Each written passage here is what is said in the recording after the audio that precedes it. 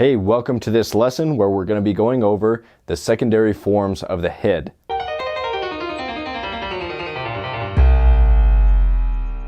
You might wonder, what is the purpose of this type of abstraction?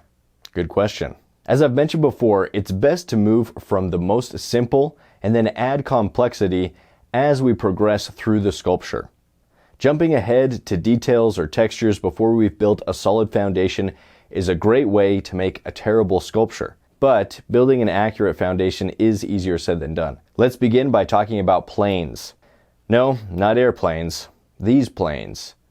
Planes are a common principle in art because they are a simple way of representing complex organic forms. The definition of a plane is a surface in which, if any 2 points are chosen, a straight line joining them lies wholly on that surface. Or, more simply put, a flat or level surface. In digital sculpting, planes are represented in polygons. The more polygons, the more planes, and the more complex the design can become. When thinking about the planes of the head, we can imagine that we are reducing the polygons more and more. When sculpting, I sometimes like to imagine that planes are able to bend and curve and bow and twist. In reality, this would mean that they're no longer planes because they're no longer a flat surface. But when sculpting, I often find it easier and more natural to create what I like to call dynamic planes that have more flexibility, but still give us the chance to incorporate sharp plane changes. Plane changes are the sharp transitions between dynamic planes, or actual planes. Many of my abstracted stone sculptures are built up of these types of dynamic planes that are connected by sharp edges. Using this method, I can create fluid lines with the plane changes that combine the organic forms of the body with a more geometric feel. A great way to think about the planes of the head is with the Bridgman block-in on top of the cylinder of the neck. This is a simplification of the primary forms. In this lesson, we'll be adding another level of complexity to the abstraction by adding on the secondary forms of the face. As a reference for this project, I'll be using this écorché sculpture cast that I purchased a while ago on eBay. To start, I'm going to make a super simple armature with just some newspaper and masking tape by crumpling the newspaper into a ball. Once I've got some mass in the ball, I wrap another piece of newspaper around it to make a simple popsicle-like ball of paper. Then I'll add some masking tape to keep things in place.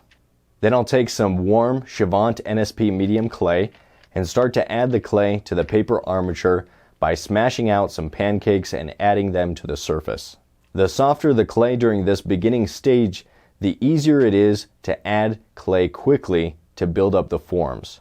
As I'm adding on the clay, I'm keeping in mind the primary form of the head, and I'm going for a Loomis head type block-in.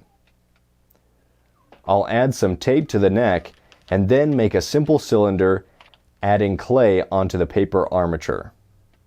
I'm adding some clay to represent the shoulders and give more support to the base of the sculpture. Here you can see what it looks like at this stage. A simple Loomis head, neck, and an indication of the chin. Now I'll create a center line to help me build and maintain the symmetry as I continue to sculpt. Next, let's add the nose onto this head, adding it onto the center line with a very simple slice of clay. I'm going to add in the eye sockets as well by pressing into the armature with my thumbs. The nice thing about this simple paper armature is that the clay really gives way if you have to move things around, and then as the clay cools down and hardens, it becomes a firmer sculpture with less give.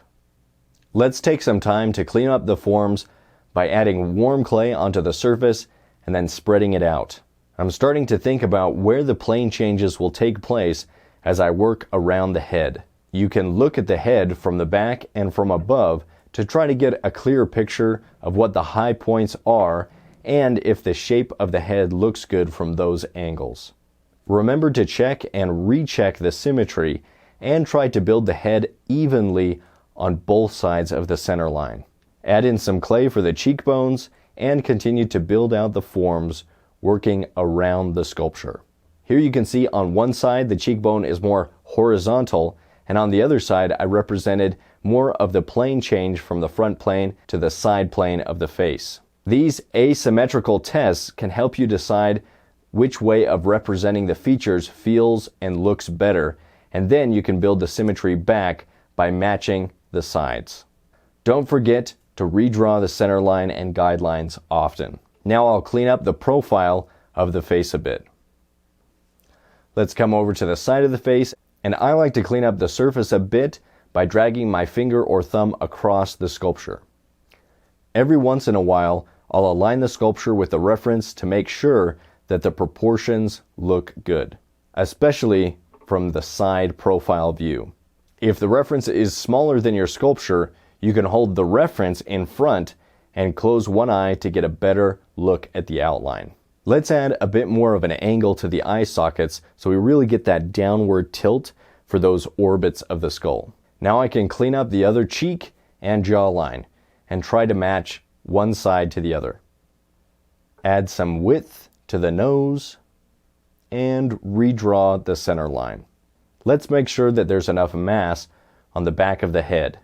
Now it's just a matter of cleaning up these forms and making tiny adjustments to more accurately capture those secondary forms we've established. I'll draw some additional guidelines, the jawline up to the side so that I can see the angle of the ear, the brow line over to the side of the head for the bottom of the nose so I can see whereabouts the ear should be. Now let's look at it from the front view to make sure that our widths from side to side are looking good. And it looks like it's a bit too thin, so I'll add some clay to either side of the widest point on the back of the head to make it look better. Once the outline looks good, I'll make sure that the transition to the high points feels right by adding more clay around and smoothing out the transitions. Looks like we still need a bit more clay for the back of the skull. Remember that a classic beginner mistake is to make the back of the skull, called the cranial mass, too small in comparison to the face or facial mass. Let's add some thickness to the cheeks and jawline as well, looking at it from above to make sure that it looks good. Now I'm going to add in the sternocleidomastoid muscle of the neck with some long strips of clay. And let's add in the ear as well with a simple wedge-shaped piece of clay that looks a lot like a small section of an orange or a slice of apple. Same thing on the other side. I'm cleaning up the forms by dragging the flat of this butter knife blade across the forms to smooth the clay. And here's what it looks like at this stage of the sculpting process. For this assignment, you could stop at this stage where there's an indication of the secondary forms as well as fairly clear plane changes and an indication of the profile of the face. But if you want to continue to clean up the sculpture and smooth out the texture, you can expect to spend several more hours on the sculpture. To get to this stage, it took me about 3.5 hours. Then to finish the sculpture, it took me another 3.5 to 4 hours of sculpting. In the next video, we'll take it from this stage of the process to this stage by refining and defining the planes, plane changes, and surface texture. Your assignment is to sculpt one of these head abstractions that focuses on the secondary forms. And don't get too detailed. This can be done in whatever size or type of clay you like. I recommend doing a smaller head study that'll be quicker and a little bit easier to finish. You don't have to use the same reference as I used, and you don't have to abstract the features exactly the same way that I did, but there should be an indication of the brow ridge, the nose, the mound of the mouth without the lips, the chin, and the ears. The head should also be the right shape from the front, side, and top views and should look correct on the cylinder of the neck. You might consider using an aluminum foil armature and polymer clay if you'd like to be able to bake this study to have a permanent sculpture reference without having to make a mold and cast it. All right, grab some clay and get to work. I look forward to seeing your sculptures.